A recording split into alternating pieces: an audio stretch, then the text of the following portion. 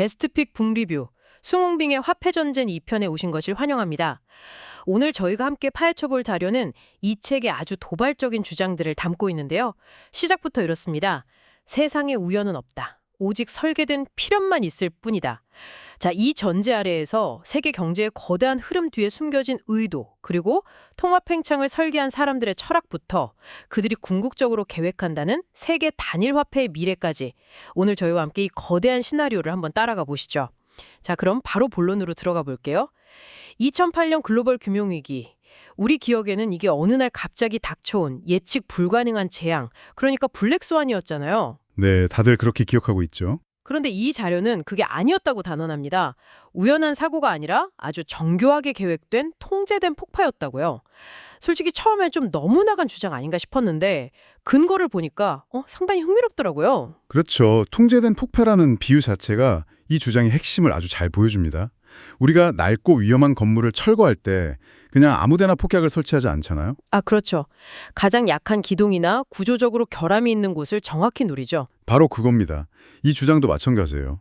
당시 경제 시스템의 가장 취약한 고리였던 서브프라임 모기지나 과도한 레버리지 같은 곳에요. 일부러 폭약을 심었다는 겁니다. 여기서 말하는 그 폭약이라는 게 그 악명 높은 CDO나 CDS? 이런 파생 상품들을 말하는 거군요. 맞습니다.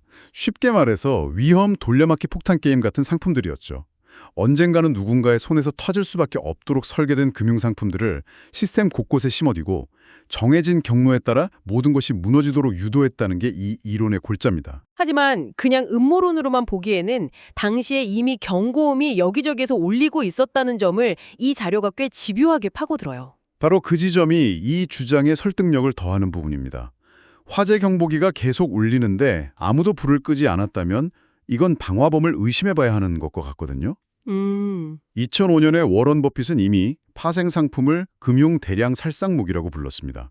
심지어 2006년에는 론폴 하원 의원이 직접 백악관에 들어가서 시스템 붕괴 위험을 보고하기까지 했고요. 주류 언론에서도 그런 이야기가 있었나요? 네, 영국의 이코노미스트 같은 곳에서조차 폭벌 직전의 뇌관이라고 표현했죠.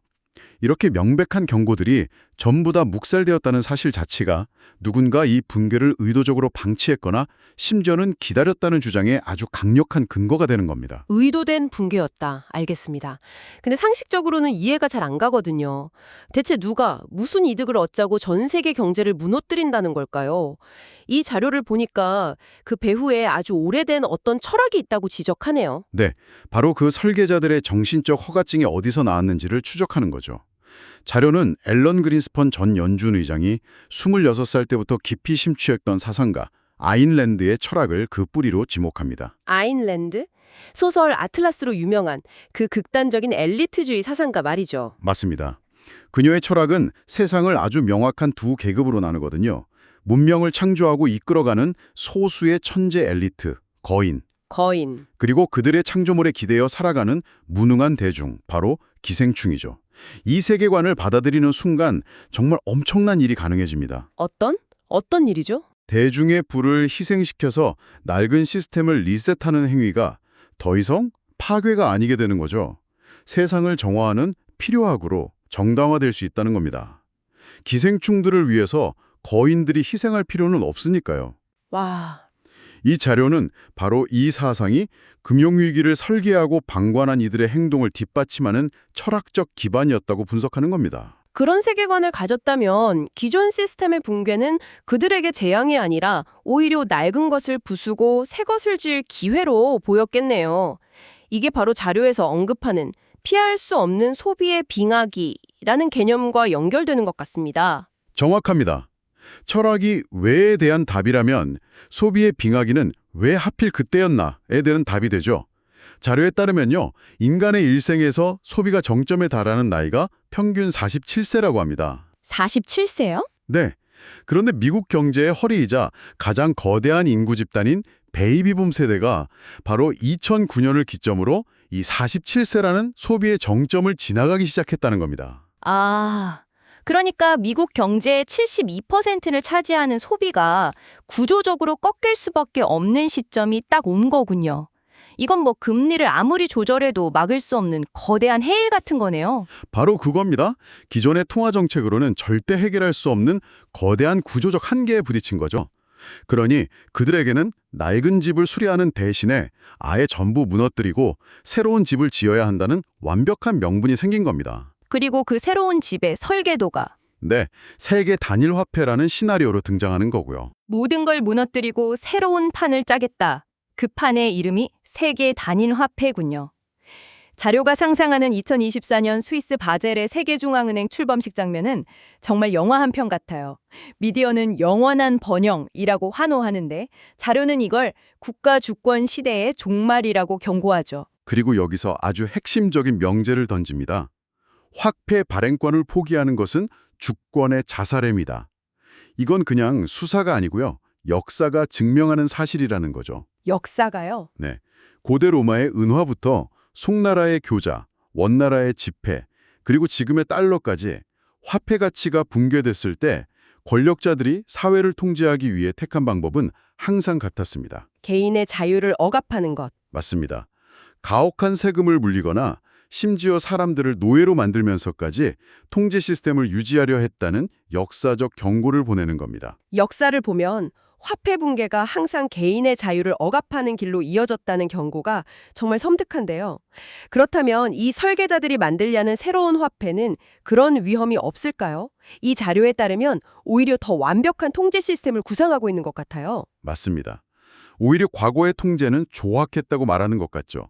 그들이 구상하는 새로운 화폐의 메커니즘은 디지털 골드와 탄소 화폐의 결합이라는 아주 교묘한 형태를 띠고 있거든요. 디지털 골드.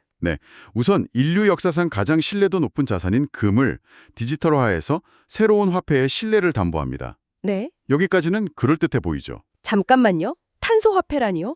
탄소 배출권은 기후 변화 이야기에서나 나오는 개념인데 어떻게 이게 화폐랑 연결된다는 거죠? 제가 이해하기로는 완전히 다른 세상 이야기 같은데요. 바로 그 지점이 이 설계의 가장 교묘하고 어쩌면 가장 무서운 부분입니다.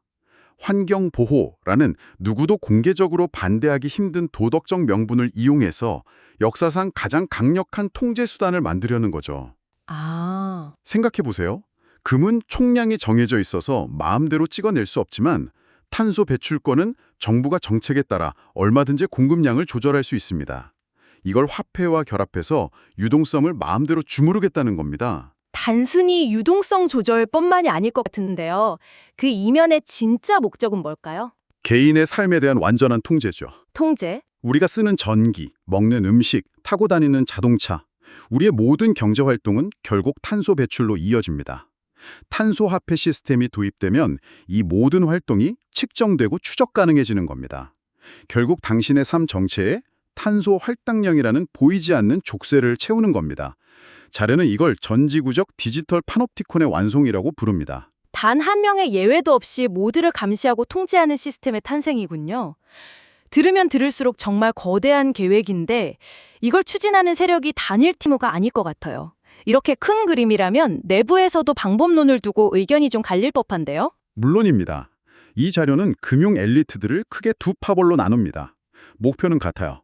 어떻게든 현재 달러 시스템의 막대한 부채를 청산하고 새로운 단일 화폐 시스템을 도입하는 것. 하지만 그 전략에서 뚜렷한 차이를 보입니다. 어떤 차이죠? 유럽을 중심으로 한 로스차일드 가문은 친환경 골드, 그러니까 우리가 방금 이야기한 금과 탄소를 결합한 디지털 시스템을 선호하고요. 반면에 미국 중심의 록펠러 가문은 보다 전통적이고 거친 방식, 즉 석유 전쟁을 통해서 군사력과 에너지 공급망을 장악해서 패권을 유지하려 한다는 겁니다. 체스판 위에 두 거인이 서로 다른 전략으로 싸우는 셈이네요. 그런데 이들의 싸움 속에서 결국 누가 희생양이 되는 건가요? 그 의도된 재난의 진짜 타겟은 누구죠? 이 잔료는 명확히 지목합니다. 바로 중국을 필두로 한 신흥국들이 지난 수십 년간 쌓아올린 부라고요. 생각해보면 간단합니다. 미국이 짊어진 102조 달러라는 사실상 상환이 불가능한 부채를 해결하는 가장 빠르고 확실한 방법이 뭘까요? 설마 달러의 가치를 그냥 없애버리는 건가요? 정확합니다. 달러의 제로화, 달러를 휴지 조각으로 만들어버리는 거죠. 이게 실행되면 중국이 피땀 흘려 벌어들인 2조 달러의 외환 보유고는 하룻밤 사이에 증발합니다. 와, 지난 30년간의 노동의 대가가 시스템 전환이라는 명목 아래 허공으로 사라지는 정말 끔찍한 시나리오입니다. 그런데 그건 미국에도 치명적인 거 아닌가요? 자기들 통화를 없애는 건데 그야말로 자폭행위잖아요. 여기서 바로 미국의 숨겨진 비상구, 일종의 에이스 카드가 등장합니다. 에이스 카드요? 네, 바로 8,100톤의 황금이죠. 이건 단순한 파산이 아니라 치밀하게 계산된 전략적 파산 계획입니다. 빚으로 더러워진 달러라는 옷은 과다히 버려서 모든 부채를 털어버리되 미국이라는 국가의 주권은 이 막대한 금 보유량을 바탕으로 지켜내는 겁니다. 아, 옷이 더러워졌다고 사람까진 버리지 않으니까. 그렇죠. 낡은 옷만 버리고 이 금을 새로운 게임의 규칙을 정하는 시드머니로 삼아서 새 옷으로 갈아입겠다는 거죠. 네, 그러니까 달러는 버려서 빚을 없애고 숨겨둔 금으로 새 판을 짠다. 이건 거의 국가 단위의 먹튀 전략 아닙니까? 정말 대담하네요. 자, 2008년 위기라는 서막부터 단일 화폐라는 미래까지 하나의 거대한 설계도를 따라와 봤습니다. 그렇다면 이 무시무시한 체스판 위에서 당신과 저는 무엇을 해야 할까요? 이 자료가 마지막으로 제시하는 생존 전략이 흥미롭습니다. 차력, 타력, 상대의 힘을 역이용하라는 거죠. 네, 그 전략은 크게 세 가지로 요약됩니다. 첫째, 앞서 말한 친환경 골드파와 석유 전쟁파, 이 두 거인 사이의 균열과 갈등을 최대한 이용해야 한다는 겁니다.